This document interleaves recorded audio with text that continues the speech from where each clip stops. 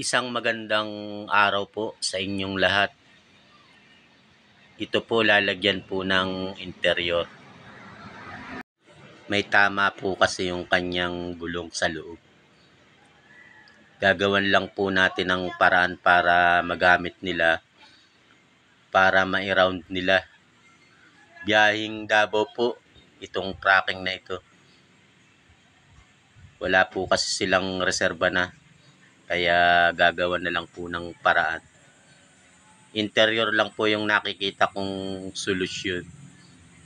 Tubeless po itong gulong na to, pero gagawan po ng paraan.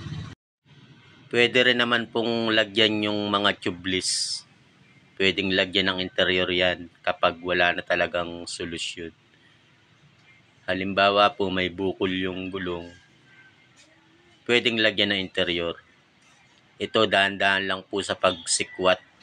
Baka po kasi matamaan yung interior po. Baka matamaan ng panikwat. Medyo alalay lang po. Dulon-dulo lang ng panikwat ang pinapalapat ko dyan. Ang karaniwang hangin lang po ng ganitong may interior, pwede na po ang 110 PSI.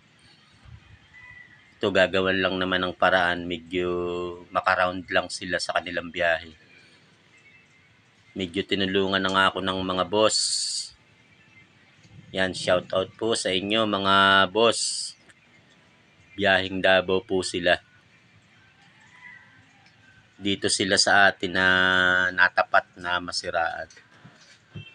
Bali yung kanilang gulong po ay may bukol sa gilid.